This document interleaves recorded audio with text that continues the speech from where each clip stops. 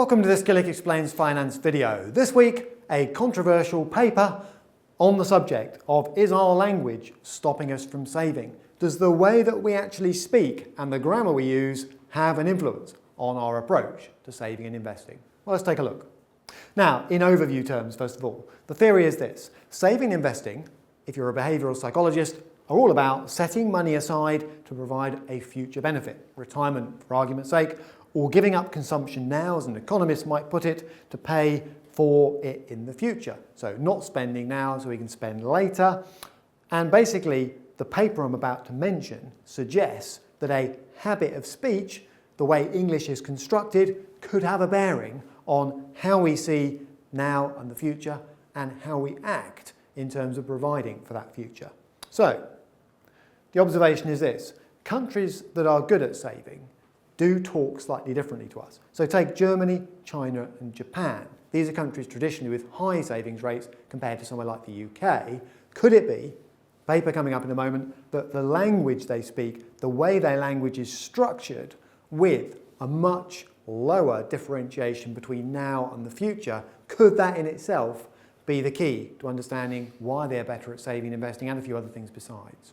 Okay, so who says this? Not just Tim Bennett. So M. Keith Chen, Yale University, put together a paper in 2013. I can send you a link to it at the end of this video. I'll put up an email address as usual. The effect of language on economic behaviour. So here it is. He's out on a little bit of a limb on this one, but actually you can see where he's going once we get into a few of the details. And this is by no means the whole paper, just a snapshot.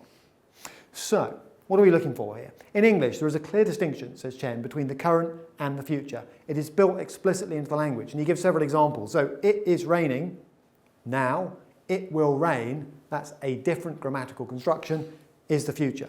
The sentences don't really work interchange. So, it will rain today is not the same as it is raining now, if you see what I mean. So, it matters that you get that right. I mean, you can be sort of understood if you don't, but it doesn't really make full sense if you don't get it right. And he's saying that English is relatively unusual in having such a clear mandatory distinction between now and the future, if you like. So by contrast, in German, I mentioned German, Japanese and Chinese, but in German there is no such structured distinction. Morgen regnet es, excuse my O-level German there, basically translates as tomorrow it is raining, but that actually makes full sense in German. So that's an example of what Chen calls a futureless language, where the border between now and the future is blurred in grammar terms, all right, or even non-existent grammatically. So who cares? Well, this actually may change the way that people behave, not just when it comes to saving or investing. So, how? Mechanism one, the existence of a strong or weak current-future tense distinction may alter how distant events actually feel now, if you like, so future events now, and how we relate to them. Where the distinction is weak, German, Chinese being examples, speakers may perceive the future as closer and therefore be more committed to shaping it. In other words, without that distinction between today and sometime in the future, perhaps we are more committed to the future. Another way of putting that in behavioural psychology terms is we can envisage the impact of decisions we make now on our future selves more easily in those languages. Mechanism two might also have a bearing on future choices by conveying more or less precise beliefs about the timing of future rewards. So uncertainty about the timing of future benefits, i.e. languages that don't make that distinction, actually may make saving more attractive. Whereas the concept of that's all about tomorrow may actually mentally put a bit of sort of deferral into our process and encourage us to spend now, if you want to see it that way. Now the evidence. So I'm compressing a lot of paper into a relatively small presentation here, but here are some stats. So where a language makes little or no current-future grammatical distinction. So examples there would be German, would be Japanese, would be Chinese, for example, not English. Speakers are, says Chen, 31% more likely to save, 39% more wealthy in retirement. It's not just about saving and investing here, it's behavioural. 24% less likely to smoke, 29% more likely to be physically active, and 13% less likely to be obese. Now, causation, saying one leads to the other, the language leads to all these effects, may be a stretch too far for some people, but it is an interesting theory and it seems to be supported in a number of different areas of our behaviour. Taking that up a level, sort of macro if you like, so that was individual stats on individual behaviour if you like, on average, countries that have languages that are futureless, if you want to see it that way, it's a snapshot way of saying it, on average save 6% more of their wealth, GDP, every year. So there may be something to this theory. What can we do about it? Let's say that Chen is absolutely on the money here. What on earth are you supposed to do about it? We're not going to start speaking another language tomorrow just to make us better savers and investors.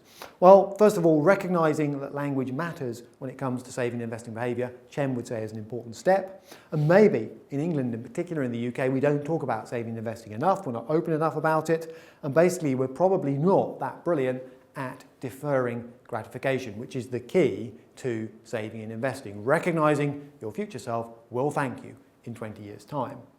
Solutions. We need to accept that saving and investing are our responsibility. Right? We have a responsibility towards our future selves, not just the happiness of ourselves today, if you want to see it that way.